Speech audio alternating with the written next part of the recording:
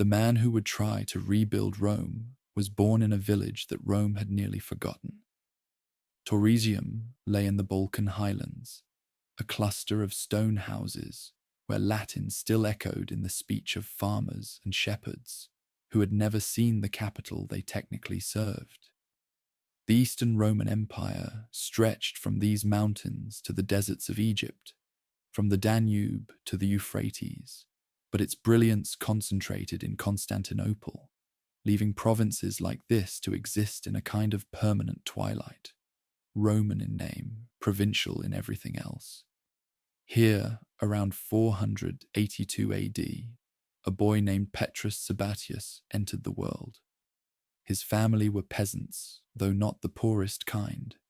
They owned land, spoke Latin, in a world increasingly dominated by Greek, and clung to traditions that connected them to an empire whose grandeur they could only imagine.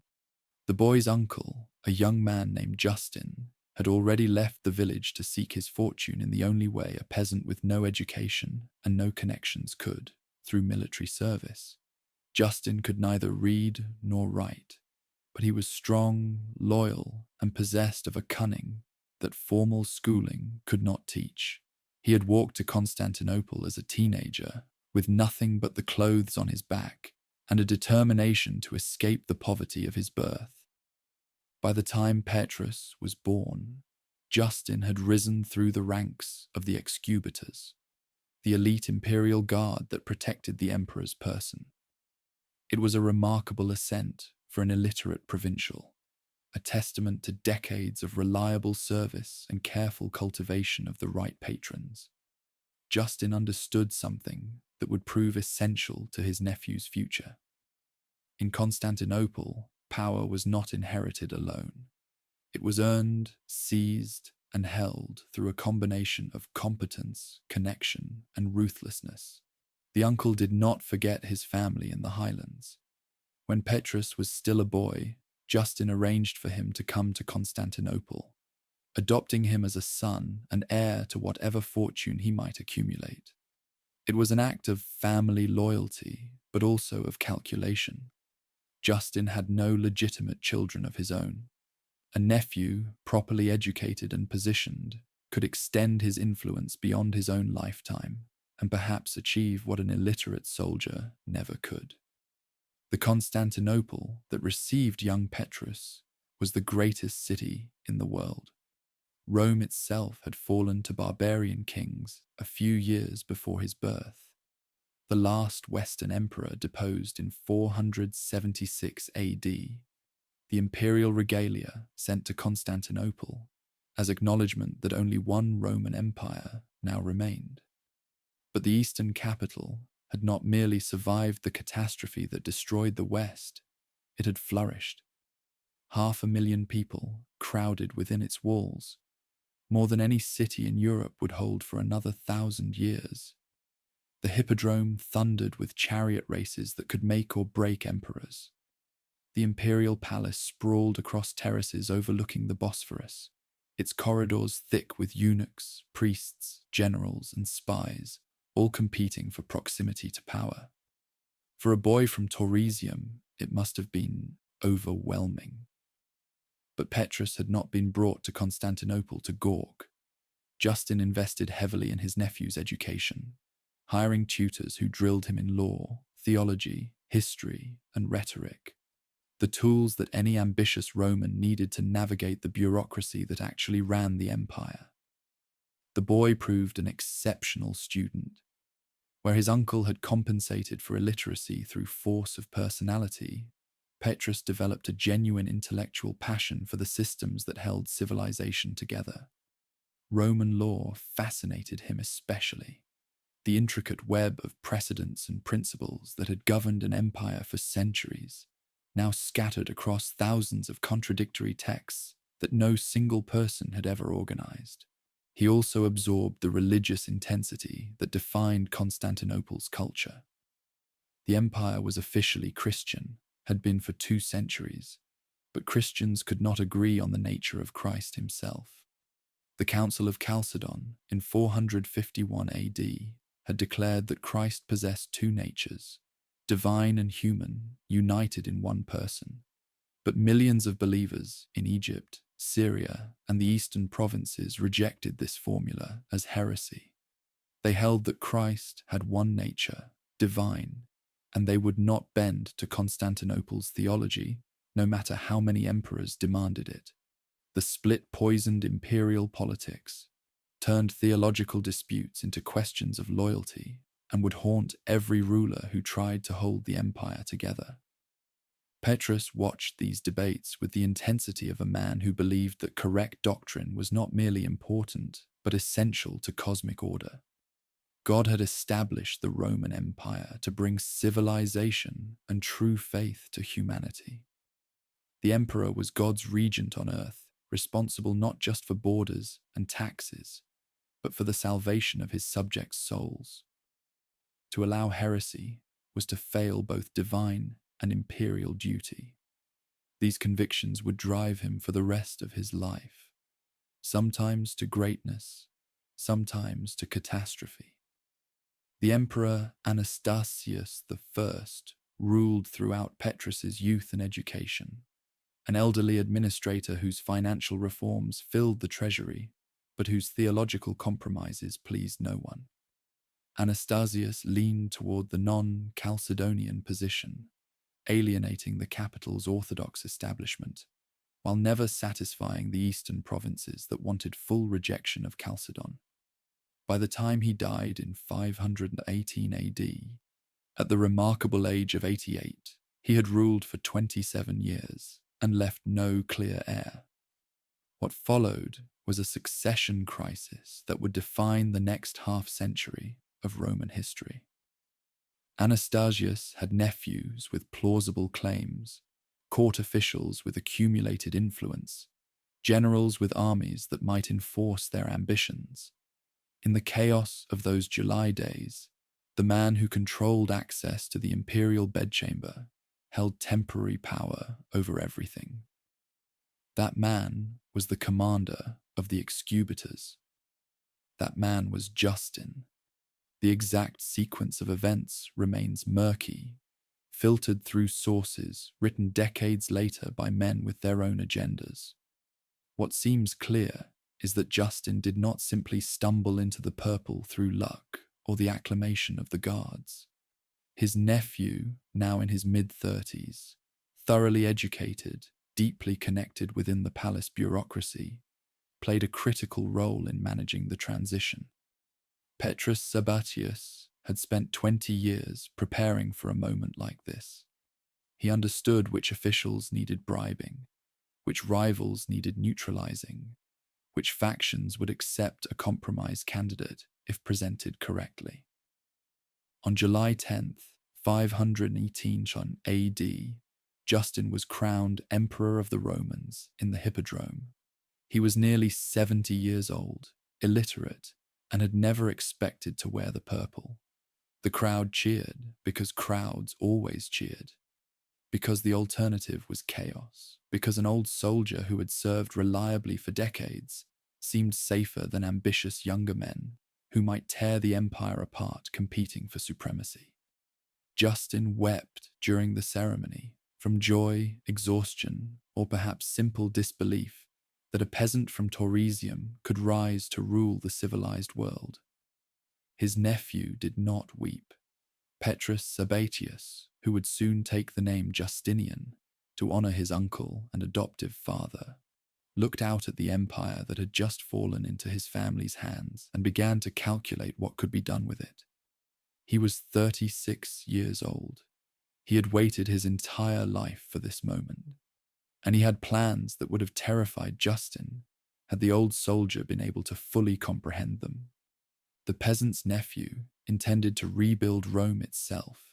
Justin wore the purple, but Justinian ruled. The arrangement was never formally acknowledged. An illiterate emperor admitting that his nephew managed affairs would have invited conspiracy. But everyone who mattered understood the reality.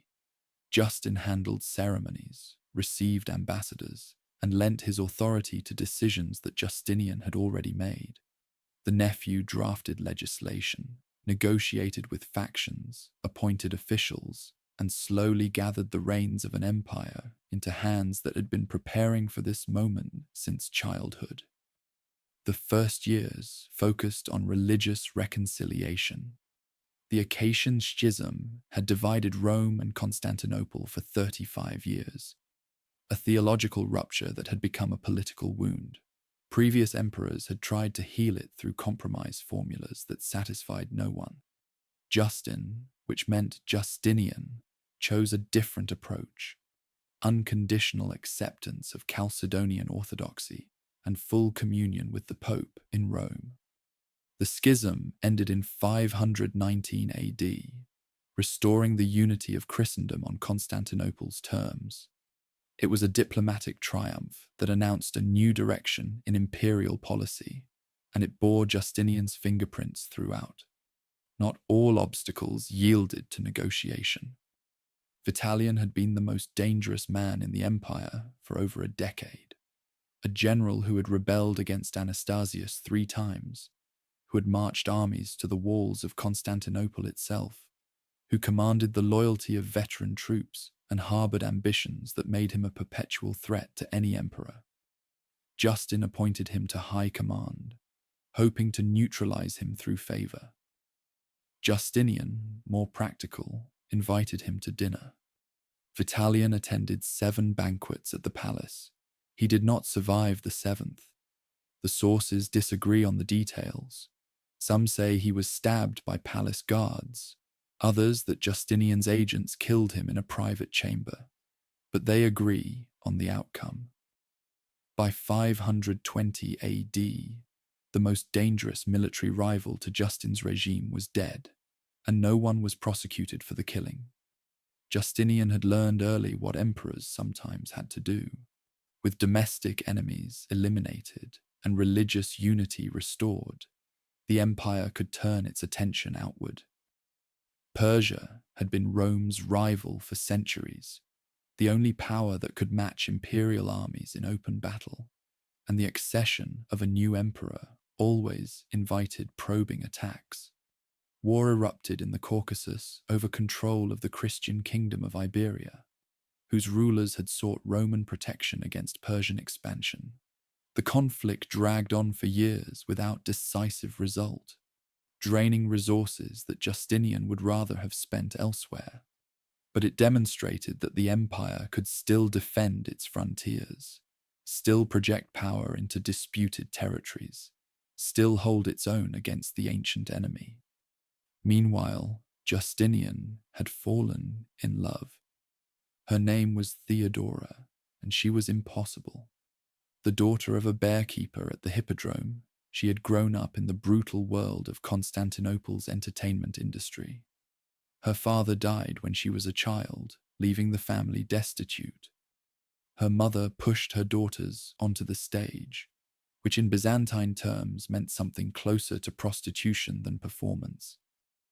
Theodora became an actress, a mime, a companion to wealthy men who paid for her company. The sources, hostile to her memory, describe acts of such scandalous creativity that they strain credibility. What seems certain is that she spent her youth in a demi-monde that respectable society pretended did not exist, learning to survive through wit, beauty, and an absolute refusal to be broken by circumstance. Somewhere in her 20s, she transformed herself.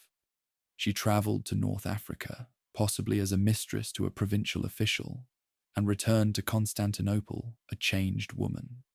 She took up wool spinning, the most respectable trade available to women without family connections, and began attending religious meetings with non-Chalcedonian believers, whose faith emphasized redemption and second chances. The wild actress became devout, serious, and fiercely intelligent. When Justinian met her, the circumstances are unclear. He recognized something that transcended her past. Here was a mind that matched his own, a will that complemented his ambition, a partner who understood power from beneath rather than above. He fell completely, scandalously, irrevocably in love. Roman law forbade the marriage. Senators could not wed actresses. The stain of the stage followed women for life, regardless of how they had changed. Justinian, who revered law as the foundation of civilization, found himself blocked by the very system he hoped to master. The solution was characteristically direct. He had Justin change the law. In 525 AD, the emperor issued a decree permitting reformed actresses to marry into the highest ranks of society, their past sins formally erased by imperial fiat. They married soon after. Theodora was perhaps 25. Justinian was in his early 40s. The match outraged the aristocracy, who saw a prostitute elevated to potential empress, and delighted those who resented aristocratic smugness. Justinian did not care about either reaction. He had found the one person he could trust absolutely in a court where trust was suicide. Their partnership was genuine. Theodora was not merely ornamental, not simply a beloved wife kept separate from politics. She advised on appointments, received petitions, managed her own network of informants, and pursued her own agenda, particularly regarding non-Chalcedonian Christians, whose faith she privately shared, even as Justinian officially persecuted it. The empire would be ruled by two minds working in concert, balancing each other's blindnesses, compensating for each other's weaknesses. Justin's health declined throughout 526 AD.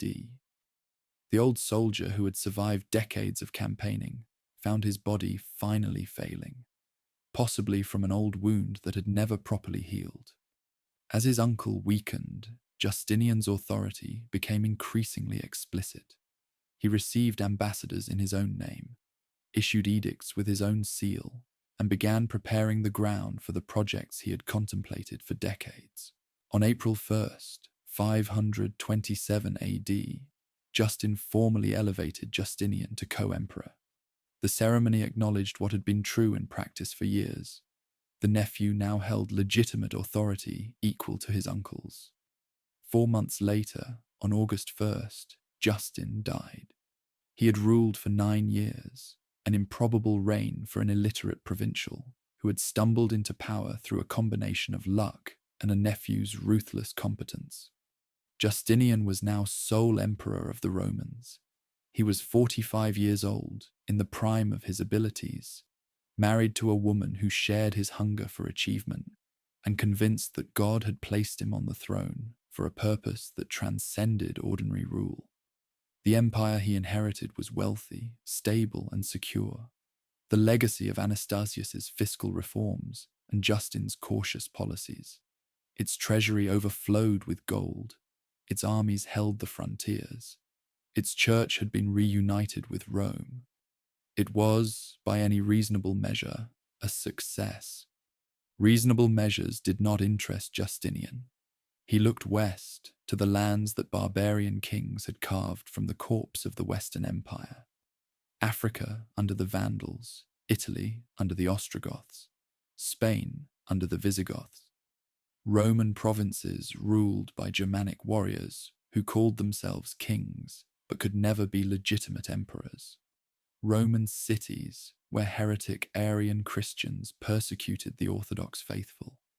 Roman law forgotten, Roman order dissolved. Roman civilization slowly dying under the weight of conquest. He looked at Constantinople itself, at churches that seemed unworthy of the God who had elevated him, at laws scattered across centuries of contradictory rulings, at an administration grown corrupt and inefficient through generations of neglect. He looked and he saw 100 things that needed to be fixed, rebuilt, reconquered, restored. The son of peasants had become master of the civilized world. Now he would remake it in the image of his ambitions. Theodora stood beside him, ready for whatever came next. Within months of taking sole power, Justinian launched the most ambitious legal project in Roman history. Roman law had accumulated for 1,000 years. a vast contradictory mass of statutes, edicts, judicial opinions, and imperial decrees that no single person could master. Laws from the Republic contradicted laws from the Principate. Emperors had overruled their predecessors without formally repealing earlier decisions. Legal scholars had written commentaries that carried the force of law, but their opinions often clashed. Practicing law required access to hundreds of texts, many of which survived only in fragments, and the skill to navigate contradictions that had never been resolved. Justinian saw chaos where others saw tradition. He believed that law should be clear, accessible, and unified, a single coherent system that any educated official could apply. In February 528, barely 6 months after becoming sole emperor, he appointed a commission to compile every valid imperial law into one authoritative code. He chose Tribonian to lead the effort.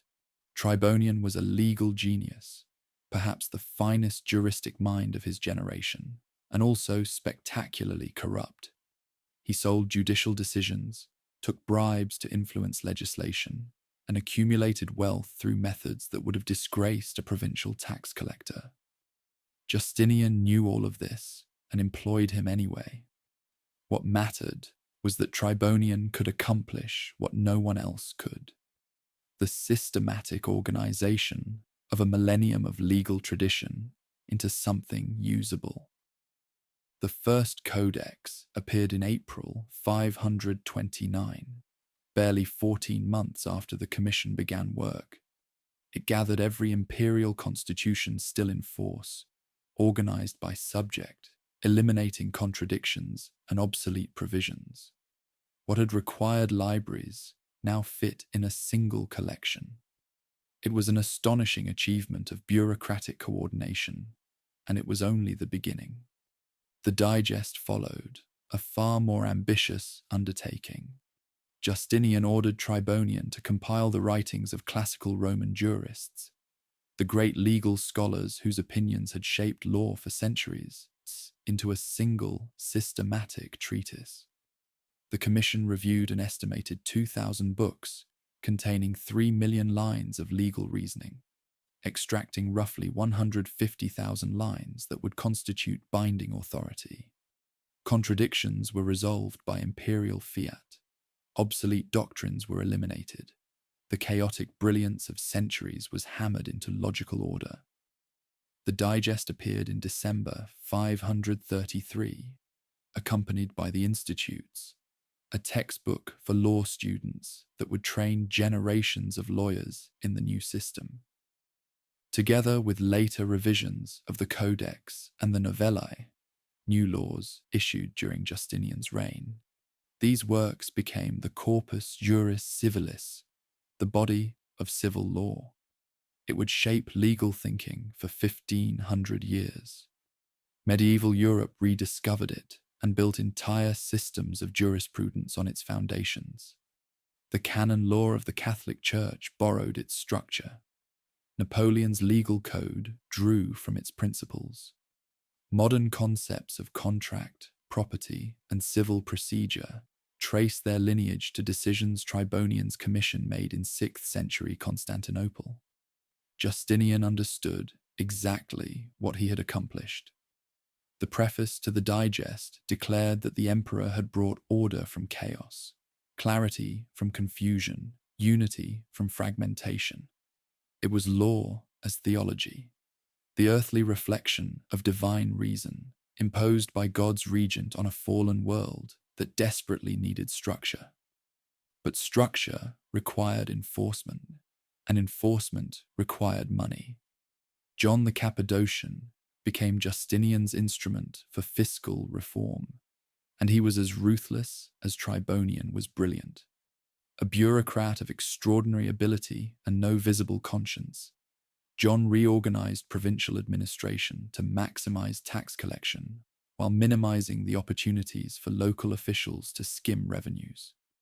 He eliminated redundant offices, consolidated jurisdictions, and sent investigators to audit accounts that had gone unexamined for generations.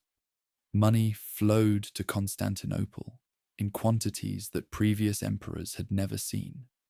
The methods were brutal. Tax collectors extracted payment through imprisonment, torture, and confiscation. Wealthy landowners who had evaded obligations for decades found themselves suddenly accountable.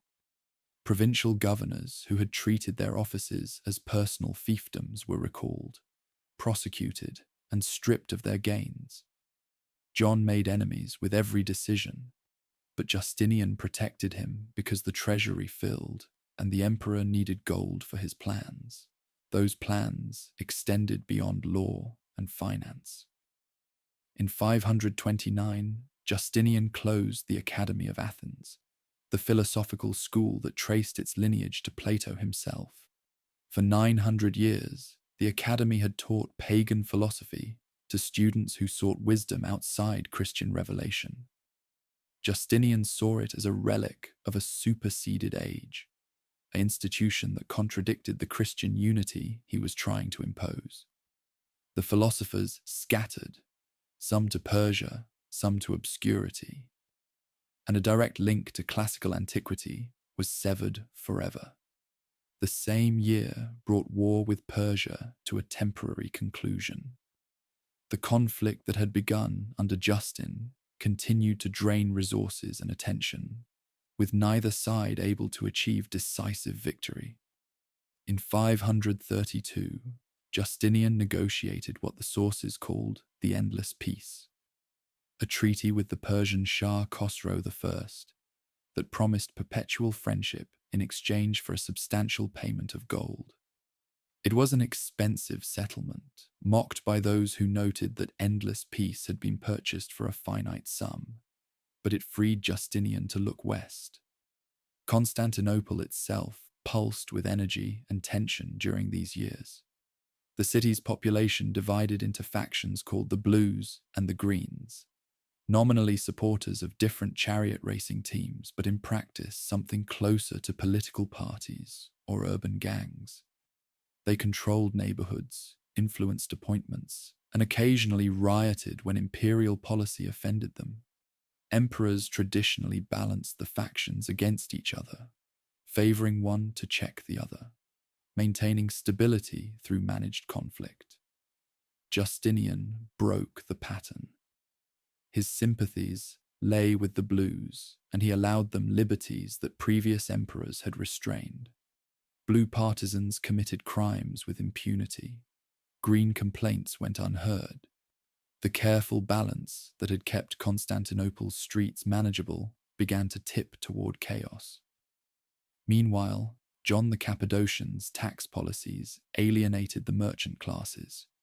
Tribonian's corruption outraged those who sought honest justice, and the pace of reform exhausted officials who preferred comfortable tradition. By early 532, Constantinople was a city waiting to explode. The treasury was full, the law was codified, peace had been purchased with Persia, and Justinian was preparing to launch the Western campaigns he had contemplated for years. Everything seemed in order. Everything was about to burn. On January 10th, 532, the city prefect arrested several blue and green partisans for murder and sentenced them to death. The execution was botched. 2 men survived the hanging, 1 from each faction, and monks from a nearby monastery gave them sanctuary. The factions demanded pardon. Justinian refused. 4 days later, at the chariot races in the Hippodrome, Blues and Greens did something unprecedented. They united. The chant that rose from the stands was a single word, repeated until it became a roar. Nika, victory. It was the traditional cry of racing fans cheering their teams, transformed into something far more dangerous. A demand for change, for justice, for the removal of the officials who had made life intolerable. The crowd poured out of the Hippodrome and into the streets, and Constantinople began to burn. For 5 days, the greatest city in the world tore itself apart. The rioters attacked the symbols of imperial authority first: the praetorium where the city prefect administered justice, the chalky gate that marked the entrance to the imperial palace, government buildings that represented the administration they had come to hate. Fire spread from structure to structure, leaping across streets, consuming neighborhoods that had stood for centuries. The Senate House burned. The baths of Zeuxippus burned. The church of Hagia Sophia, the great cathedral that Constantine's son had built 2 centuries earlier, burned to its foundations. Justinian tried conciliation. He dismissed John the Cappadocian and Tribonian, the officials whose policies had driven the population to fury. He appeared in the hippodrome and promised reforms, holding the Gospels to emphasize his sincerity. The crowd howled him down. They had moved beyond grievances about taxation or corrupt judges. They wanted the emperor himself gone. On January 18th, the riots became a revolution. Senators who had resented Justinian's reforms saw opportunity in chaos. They found Hypatius, a nephew of the former emperor Anastasius, and dragged him to the hippodrome to be crowned. Hypatius may have been reluctant. The sources disagree. But reluctance meant nothing once the mob had chosen him. They placed a golden collar around his neck, raised him on a shield in the ancient manner, and proclaimed him Emperor of the Romans. The usurper sat in the imperial box, receiving the acclamation of a crowd that filled the hippodrome's seats. Perhaps 80,000 people, convinced they were witnessing the birth of a new reign. Inside the palace, Justinian prepared to flee. Ships waited at the private harbour, ready to carry the emperor and his court to safety in Thrace. The situation seemed hopeless. The army units in the city were unreliable. The fires had destroyed any possibility of coordinated response, and the mob had found a replacement who could give their rebellion legitimacy. Survival meant escape, regrouping, perhaps launching a civil war to reclaim what had been lost. Justinian's advisors urged immediate departure. Theodora refused to go. The speech she gave, recorded by the historian Procopius, who may have been present, became one of the most famous in Byzantine history. She reminded the council that flight meant permanent exile, that an emperor who abandoned his capital could never return with dignity, that death was preferable to survival as a fugitive. "Purple makes a fine shroud," she reportedly said, or words to that effect. If Justinian chose to flee, he could go. She would stay and die an empress. Whether she actually spoke these words, or whether Procopius polished them for dramatic effect, matters less than what happened next. Justinian decided to fight. He still had loyal troops, not many, but enough. Belisarius commanded a force of veteran soldiers who had served in the Persian wars, men who owed nothing to the circus factions and would follow orders without hesitation. Mundus, a general of Herulian origin, led another contingent of barbarian mercenaries equally indifferent to Constantinople's politics. Together, they had perhaps 3,000 men. Against them stood a hippodrome filled with tens of thousands of rioters who had just crowned their own emperor.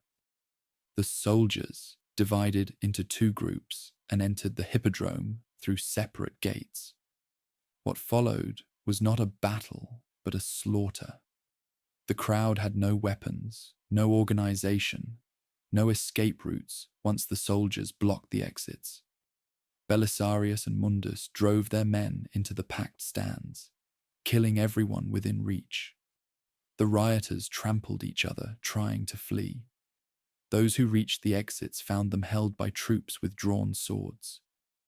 By the time the killing stopped, the floor of the hippodrome was carpeted with corpses. The sources estimate 30,000 dead, perhaps more, a number that beggars imagination, an atrocity that cleared Constantinople's streets through sheer terror. Hypatius was dragged from the imperial box and brought before Justinian. The emperor might have shown mercy. Hypatius had arguably been an unwilling participant, forced into treason by men who needed a figurehead. But Theodora counseled against it. A usurper who survived could always become a rallying point for future rebellion. Hypatius and his brother Pompeius were executed the following day, their bodies thrown into the sea. The Nika riots were over. Justinian had survived through a combination of his wife's courage, his general's brutality, and his own willingness to drown rebellion in blood. He emerged from the crisis with power more absolute than any emperor had held in generations.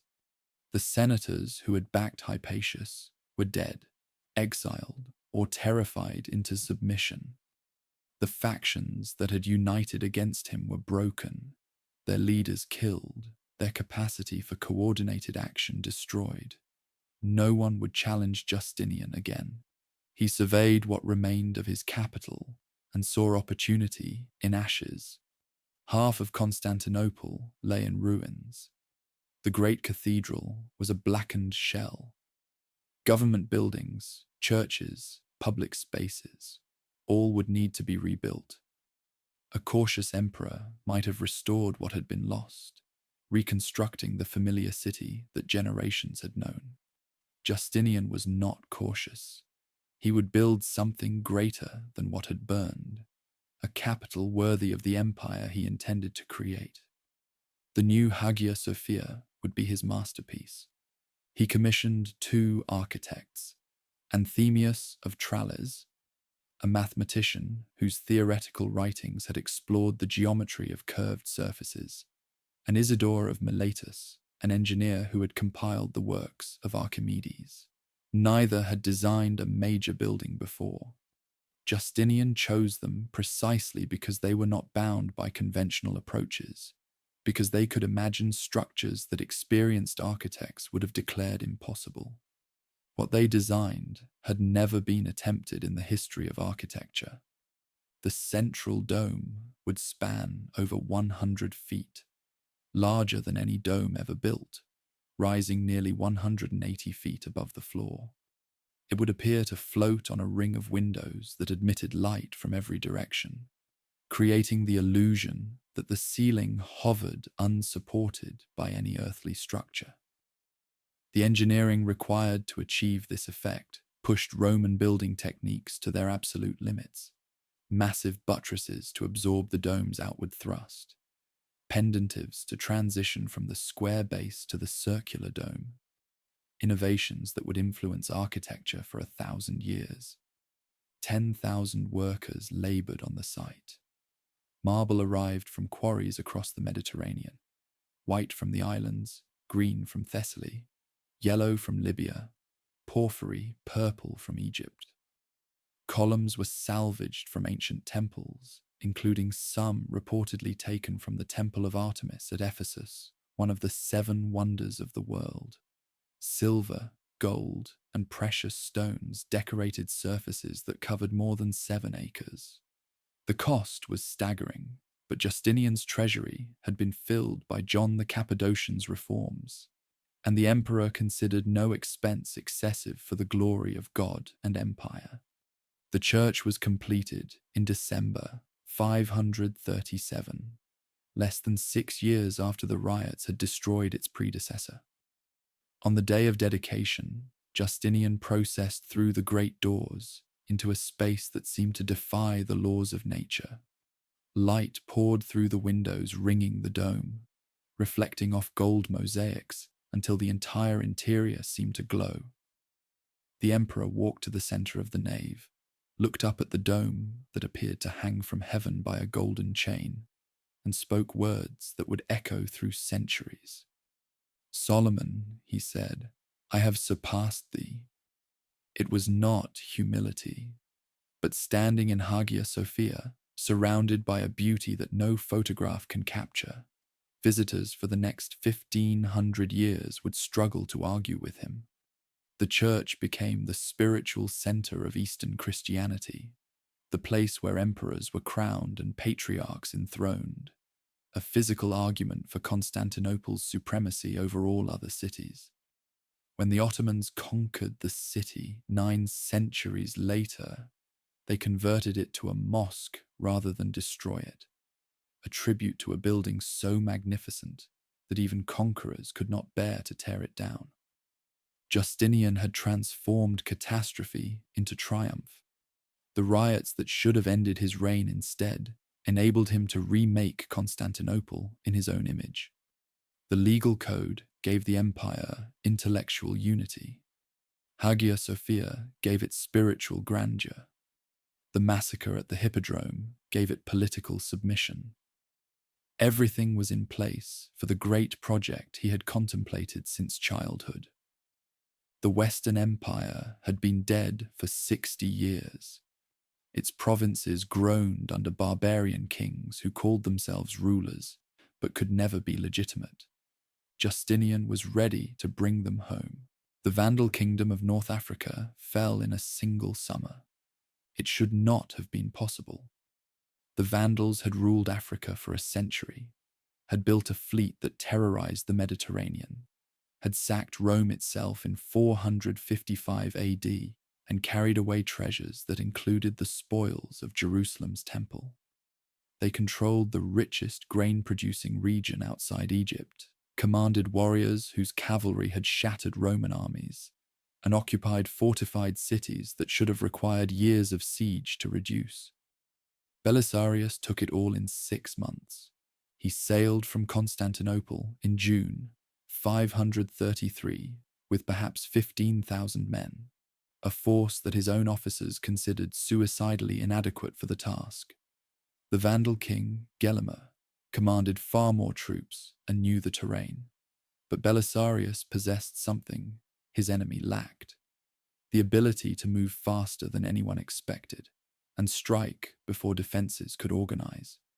The Romans landed unopposed on the African coast, the Vandal fleet elsewhere, and unable to intercept them. Belisarius marched toward Carthage with a speed that stunned his own men, covering distances that should have taken weeks in mere days. At Ad Decimum, 10 miles from Carthage, he met Gelimer's army and broke it in a confused battle that turned on luck as much as skill. The Vandal king fled. Carthage opened its gates. Belisarius entered the city and sat down to eat the dinner that had been prepared for Gelimer. The final battle came at Tricomarum in December. Gelimer had gathered his remaining forces for a last stand, but his army's morale had shattered with the loss of their capital.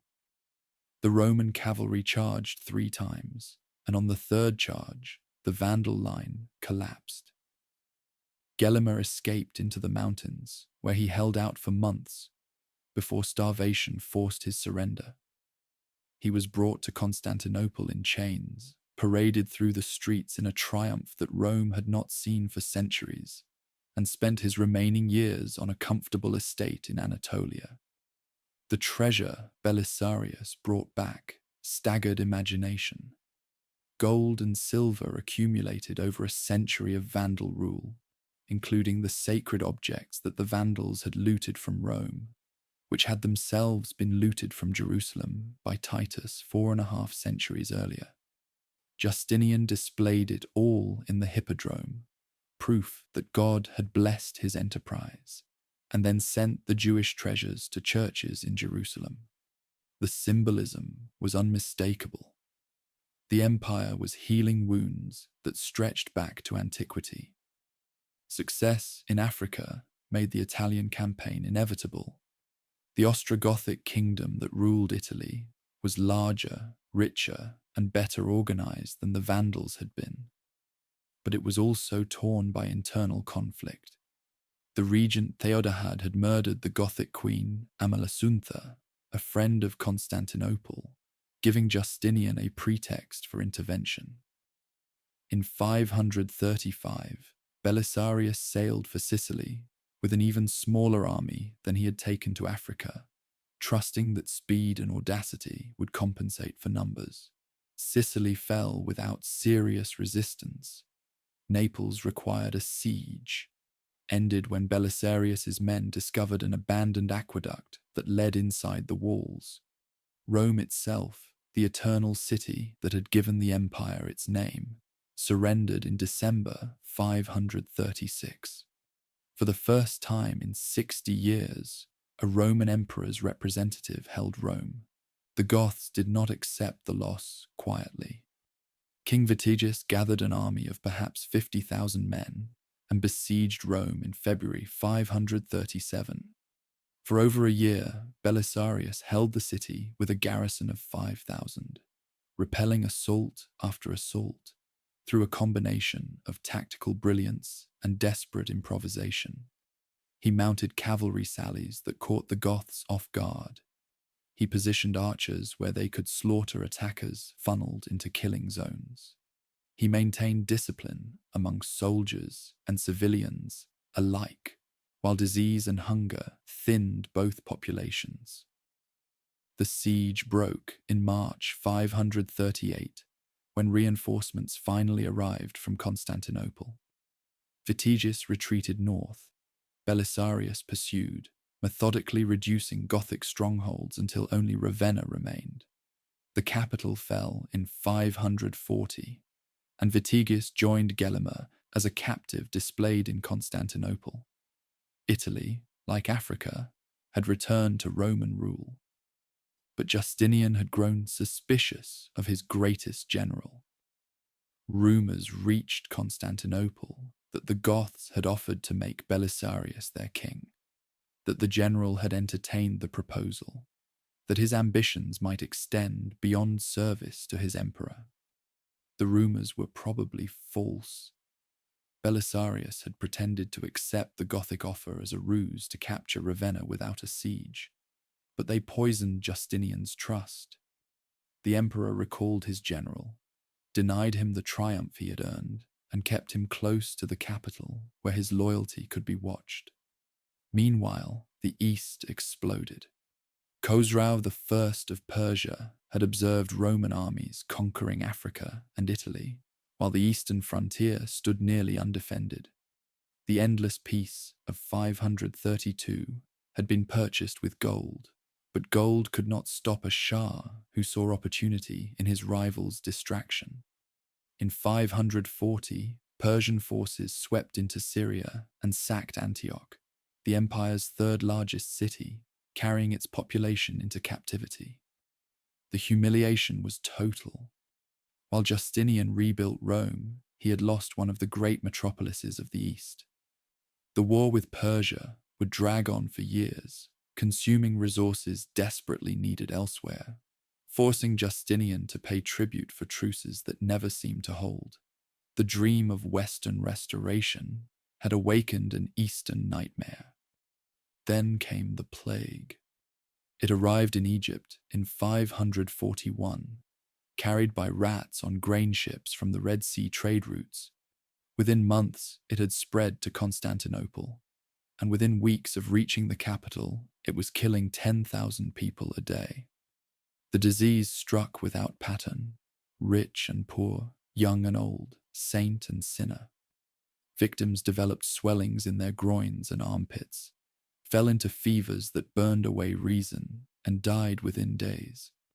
Those who survived often wished they had not, their bodies wrecked, their families destroyed, their world transformed into a charnel house. Justinian himself fell ill in the spring of 542. For weeks he lingered between life and death, the empire paralyzed by uncertainty about succession. Theodora managed affairs as best she could, but the apparatus of government ground toward collapse. When the emperor finally recovered, he emerged into a city transformed. Perhaps a third of Constantinople's population dead, the streets empty, the economy shattered. The treasury that had funded his conquests suddenly inadequate for even basic expenses. The plague would return in waves for the next 2 centuries, each recurrence stripping away population and prosperity. Historians estimate that the empire lost perhaps 25 million people over the course of the pandemic, a demographic catastrophe that crippled Justinian's ambitions and haunted his successors for generations. Italy, stripped of troops to meet the Persian threat and devastated by plague, began to slip away. A Gothic king named Totila emerged from the wreckage of Witigis' defeat and rallied his people for reconquest. He was everything the previous Gothic rulers had not been: charismatic, strategically gifted, and willing to offer better terms to Italian peasants than Roman tax collectors ever had. City after city defected to him. The garrisons Justinian had left behind were too small to resist, too scattered to support each other, too demoralized to fight for an empire that seemed to have abandoned them. Belisarius was sent back to Italy in 544, but without adequate troops or money. For 5 years, he struggled to hold what remained, watching helplessly as Totila systematically dismantled the reconquest that had cost so much to achieve. Rome changed hands 3 times, captured by Totila, briefly recovered by Belisarius, lost again when the general lacked the men to hold it. By 549, Belisarius had been recalled in frustration, his reputation tarnished by failures that were not his fault, his pleas for reinforcements ignored by an emperor who had no reinforcements to send. The dream of restoration had become a nightmare of endless war. Africa remained under Roman control, but Italy was bleeding the empire dry.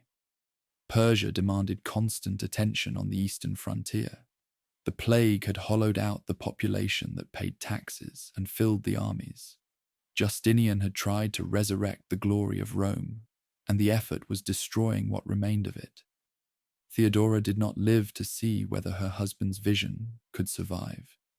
She died in June 548, probably of cancer, aged perhaps 50 years old. The woman who had refused to flee during the Nika riots, who had counseled ruthlessness when mercy might have proven fatal, who had balanced her husband's orthodoxy with her own quiet protection of non-Chalcedonian believers, was gone. Justinian was devastated. By all accounts, he had loved her genuinely, relied on her completely, and never considered replacing her with another wife. He would rule for 17 more years, but something essential had departed with Theodora. The partnership that had driven the empire's greatest ambitions was broken, and the aging emperor would face the consequences of those ambitions alone. The reconquest was not finished. Italy still needed to be won. But the man who would complete that victory was not Belisarius. His name was Narses, and he was a 70-year-old eunuch who had never commanded an army in the field. Narses had spent his life in the palace, not the camp. As a eunuch, he could never threaten the throne. The mutilation that had opened doors to imperial service had closed the door to imperial ambition. He had risen through the bureaucracy, managed Justinian's private treasury, conducted diplomatic missions, and observed military operations without ever leading them. His skills were administrative, political, financial. No one would have predicted that he would become one of the most successful generals in Roman history. But Narses understood something that Belisarius, for all his tactical brilliance, had never grasped. Wars were won with gold before they were won with swords. When Justinian finally gave him command in Italy in 551, Narses refused to move until he had everything he needed. He demanded troops, not the inadequate forces that had crippled Belisarius, but a proper army of perhaps 35,000 men. He demanded money to pay them, supplies to feed them, and time to organize them. Justinian, desperate after years of failure, gave him everything he asked. The army Narses assembled was unlike anything the empire had fielded in generations. Lombards and heralds served alongside Roman regulars. Persian deserters brought cavalry techniques from the Eastern wars. Huns provided the mounted archery that had terrorized Roman armies for centuries, now turned against Rome's enemies. It was a polyglot force held together by regular pay and the promise of plunder, and Narses led it into Italy in the spring of 552. Totila met him at Taginae in the Apennine Mountains of central Italy, confident that Gothic cavalry would shatter the Roman lines as they had so many times before. He was wrong. Narses had positioned dismounted archers on both flanks, and when the Gothic charge came, it rode into a storm of arrows that emptied saddles before a single lance could strike home. The survivors crashed into Roman infantry that held firm while the arrows continued to fall. Totila himself was mortally wounded in the rout that followed, dying within hours of the battle that destroyed his kingdom's last hope. The Goths chose a new king, Teia, and made one final stand at Mons Lactarius near Mount Vesuvius. It was courage without hope. The battle lasted 2 days, and when Teia fell, his followers accepted terms that ended Gothic resistance in Italy.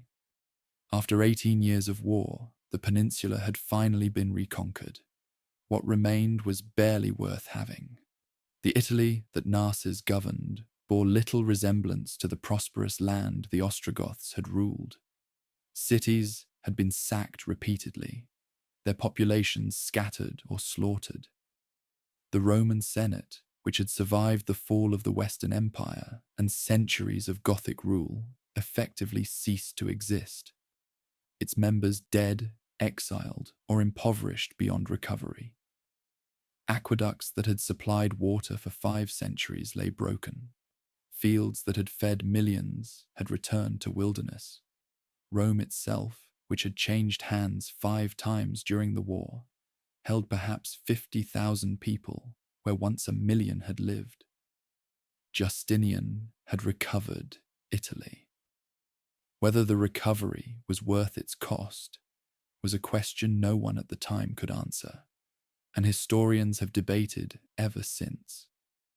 The emperor spent his final years increasingly consumed by theology. The religious divisions that had plagued the empire since Chalcedon had never healed, and Justinian convinced himself that he could succeed where councils and predecessors had failed. The 3 chapters controversy became his obsession, an arcane dispute over whether certain writings by 3 long-dead theologians should be condemned to satisfy non-Chalcedonian believers without formally rejecting Chalcedon itself. Justinian believed that condemning these texts would build a bridge between the factions. Almost everyone else believed he was making things worse. Pope Vigilius was summoned to Constantinople to endorse the emperor's theological position. When he resisted, he was held in the capital for years, pressured, threatened, and finally broken. The Second Council of Constantinople in 553 condemned the 3 chapters with Vigilius's reluctant approval, but the victory was hollow. The Western churches rejected the council's authority. The non-Chalcedonians remained unsatisfied. The unity Justinian sought retreated further, with each attempt to grasp it.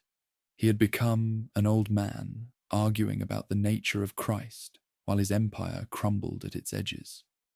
The Balkans, the homeland from which Justinian himself had come, faced new threats that the depleted army could barely contain. Slavic tribes pushed across the Danube in raids that grew bolder each year, sometimes penetrating as far as the walls of Constantinople itself. The Avars, a nomadic people who had built a steppe empire north of the Black Sea, demanded tribute that Justinian paid, because he could not afford the troops to refuse. The frontier that his uncle Justin had defended as a young soldier was dissolving under pressures that seemed to multiply faster than resources could address them. Persia remained a constant drain. The wars with Khosrow I continued in cycles of conflict and expensive truce, each peace purchased with gold that could have funded armies. each war consuming men who could not be replaced. The endless peace of 532 had become a bitter joke. The only thing endless was the fighting. Belisarius, the general who had conquered Africa and Italy, lived out his final years in something like disgrace. The man who had saved Justinian during the Nika riots, who had captured 2 barbarian kings and paraded them through Constantinople, found himself suspected, investigated, and briefly imprisoned on charges of conspiracy. The charges were almost certainly false. Belisarius had shown no ambition beyond service, but Justinian's paranoia had grown with age, and former servants made convenient scapegoats for an emperor's failures. Belisarius was eventually restored to favor, but he died in 565, just months before his master, his reputation tarnished and his achievements largely forgotten. Later legends would claim that Justinian blinded his greatest general and reduced him to begging in the streets. "Give a coin to Belisarius," the blind man supposedly cried, "whom virtue raised up and envy cast down." The story is almost certainly false, but its persistence suggests how later generations judged an emperor who had consumed his servants and discarded them. The treasury that Anastasius had filled and Justinian had spent was exhausted. The population that had paid taxes and manned armies had been decimated by plague and war. The administration that John the Cappadocian had ruthlessly organized had calcified into corruption and inefficiency. Justinian still ruled an empire that stretched from Spain to Mesopotamia, from the Danube to the Sahara, the largest Roman empire in over a century. But it was an empire running on fumes, its expansion sustained by momentum rather than resources. He had reigned for 38 years, longer than any emperor since Augustus. He had outlived his wife, his generals, his rivals, and most of his enemies. He had seen the empire reach its greatest territorial extent since Theodosius, and watched it begin to contract before his eyes. He had codified the law, built Hagia Sophia, and reconquered provinces that had been lost for generations. He had also exhausted the treasury, depopulated the provinces, and left his successors problems that would take centuries to resolve. The young man who had helped his illiterate uncle seize power, who had married an actress and faced down a revolution, who had dreamed of restoring Rome to its ancient glory. That man had become a weary theologian, shuffling through palace corridors, dictating opinions on doctrinal questions that fewer and fewer people cared about, waiting for a death that seemed to take forever to arrive. When it finally came, on November 14th, 565, Justinian was approximately 83 years old. He had been emperor for 38 years, and the power behind the throne for 9 years before that. Nearly half a century of Roman history bore his stamp. His body was laid to rest in the Church of the Holy Apostles, beside Theodora, reunited in death with the partner who had made his reign possible. The empire he left behind was vast, exhausted, and uncertain of its future. The nephew who had dreamed of rebuilding Rome had done everything he set out to do. Whether that had been wisdom or folly, his successors would have to judge. Justin II inherited an empire that looked magnificent on maps and desperate in reality. Justinian's nephew, adopted as Justinian himself had been adopted, took the throne with ambitious intentions and inadequate resources. The treasury was empty. The army was stretched across 3 continents. The frontiers leaked barbarians like a sieve leaked water. Justin II responded by refusing the tribute payments that had kept the Avars quiet and launching aggressive policies that his uncle's depleted empire could not sustain. Within 3 years, Italy began to slip away. The Lombards crossed the Alps in 568. a Germanic people displaced by the Avars who saw opportunity in the exhausted peninsula, Narses had barely pacified. They did not conquer through great battles. There was no one left to fight great battles against them. They simply occupied territory that the empire could not defend, establishing a kingdom in the north that would endure for 2 centuries. Ravenna and Rome remained in Roman hands, connected by a narrow corridor. But the unified Italy that Justinian had spent 18 years and countless lives recovering was gone within 3 years of his death. Africa held longer, but it too would eventually fall, not to Germanic tribes, but to the Arab conquests of the 7th century that swept away Roman North Africa forever. Spain, briefly recovered in Justinian's final years, shrank to a coastal enclave before vanishing entirely. The Western reconquest that had defined Justinian's reign proved to be a magnificent illusion. Territories held just long enough to exhaust the empire before slipping back into other hands. Justin II went mad. Whether from the pressure of ruling an impossible situation or from some organic affliction, his mind broke during the 570s. He reportedly bit his attendants, had to be calmed with organ music, and spent his final years being wheeled through the palace while others governed in his name. He adopted a general named Tiberius as his successor, and when Justin died in 578, the empire passed to a man who had no connection to Justinian's family at all.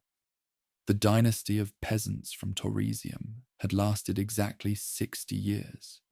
But if Justinian's conquests proved ephemeral, his other achievements endured beyond anything he could have imagined. The corpus juris civilis, the legal codification that Tribonian had assembled in the early years of Justinian's reign, became the foundation of European law. When medieval scholars rediscovered Roman legal texts in the 11th and 12th centuries, it was Justinian's compilation they studied. The universities of Bologna and Paris trained generations of lawyers in its principles. Canon law, the legal system of the Catholic Church, borrowed its structure and much of its content. When Napoleon ordered a new legal code for France in 1804, his commissioners drew heavily on Justinian's model.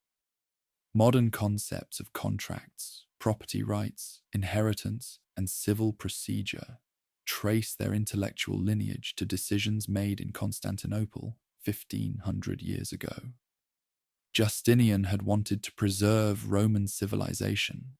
Through his legal work, he succeeded beyond any military conquest could have achieved. The laws outlasted the legions. Hagia Sophia still stands.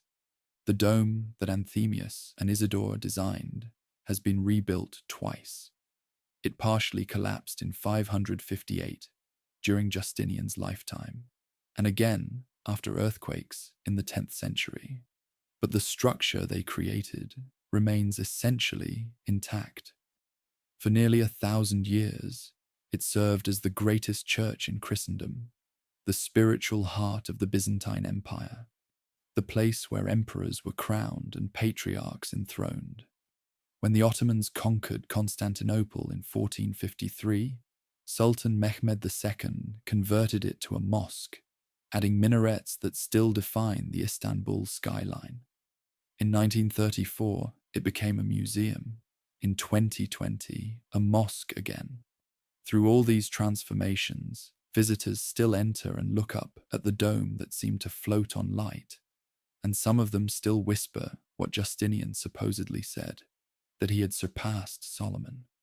The mosaics of San Vitale in Ravenna preserve Justinian and Theodora as they wished to be remembered. Completed around 547, while both still lived, the images show the imperial couple in formal procession, bearing gifts for the church's consecration. Justinian wears the purple, his halo marking him as God's chosen representative on earth. Theodora stands opposite, equally haloed, her robes heavy with jewels, her gaze meeting the viewer with an intensity that 15 centuries have not diminished. The bearkeeper's daughter, who became empress, stares out from the wall, daring anyone to question her right to stand beside her husband as an equal. These images are the only contemporary portraits we have. Whatever Justinian and Theodora actually looked like, the sources offer contradictory descriptions. San Vitale shows us how they wanted posterity to see them: magnificent, sacred, eternal. Procopius, who served as Belisarius's secretary and wrote the official history of Justinian's wars, left a different portrait entirely. His secret history, unpublished during his lifetime for obvious reasons, described Justinian as a demon in human form, Theodora as a prostitute whose depravities defied description, and their reign as a catastrophe that had destroyed the Roman Empire more thoroughly than any barbarian invasion. The work is savage, pornographic, and frequently unbelievable. Procopius claims Justinian's head would disappear from his body, and that Theodora complained about having only 3 orifices for satisfying her lusts. But beneath the slander lies genuine grievance, the perspective of an elite bureaucrat who watched an emperor overturn established hierarchies, elevate commoners to power, and spend the empire into ruin, pursuing dreams that practical men considered madness. The truth lies somewhere between the mosaics and the secret history. Justinian was neither the saintly figure of San Vitale nor the demon of Procopius's imagination. He was a man of extraordinary ambition and genuine ability who attempted more than any single reign could accomplish. He wanted to reunite the Roman Empire, codify its laws, resolve its religious divisions, and build monuments worthy of God's chosen people. He achieved much of what he attempted, but the cost exhausted an empire that would spend centuries recovering from his success. The question historians still debate is whether Justinian saved the Roman Empire or destroyed it. Those who admire him point to genuine achievements: the legal code that shaped Western civilization, the architectural masterpiece that still inspires awe, the reconquest that briefly restored Roman rule to lands lost for generations. They note that the empire survived for another 9 centuries after his death, that Constantinople remained the greatest city in Christendom until 1453, that the Byzantine civilization he championed preserved classical learning through the medieval centuries when Western Europe had largely forgotten it. Those who criticize him point to equally genuine failures: the treasury emptied for conquests that could not be held, the population decimated by plague and war, the frontiers left vulnerable to invasions that would strip away provinces for centuries.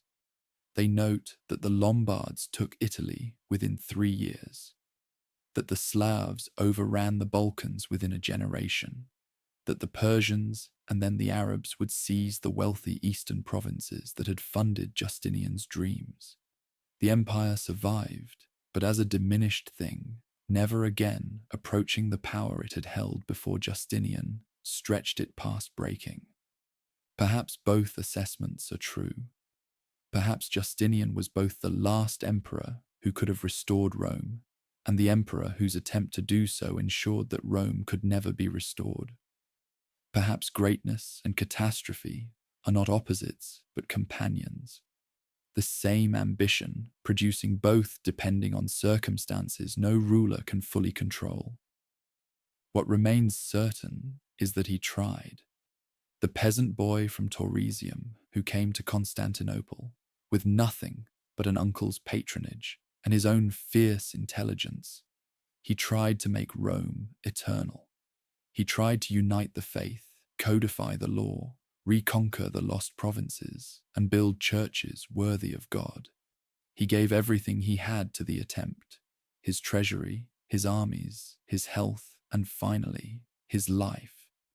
He drove himself and everyone around him toward a vision of restored glory that was probably impossible from the start. The dome of Hagia Sophia still catches the morning light over Istanbul, golden and impossible, floating on its ring of windows as it has for 15 centuries. The law codes still sit in university libraries, studied by students who have never heard of Tribonian or John the Cappadocian, but who inherit the legal principles those men helped systematize. The mosaics still glitter in Ravenna, Justinian and Theodora frozen forever in the moment of their greatest power, before plague and war and age took everything away. And in the Church of the Holy Apostles, destroyed now, replaced by a mosque, its exact location uncertain, the bones of an emperor and his empress once lay side by side, two people from nowhere who seized an empire and tried to remake the world. They failed in the end. The empire they built could not last. The territories they conquered slipped away. The unity they sought proved impossible. The glory they imagined faded into memory, then legend, then history. But for one moment, standing in Hagia Sophia on the day of its dedication, the light pouring down from a dome that should not have been possible, surrounded by the magnificence of an empire that stretched from Spain to Persia, Justinian had surpassed Solomon. And that moment, at least, was real. The peasant's nephew had reached for eternity. If he grasped it only briefly, he grasped it nonetheless. That is more than most emperors can claim. That is more than most men dare to attempt. He was Justinian. He was the last Roman emperor who truly believed Rome could be rebuilt. And he spent his life trying to prove himself right.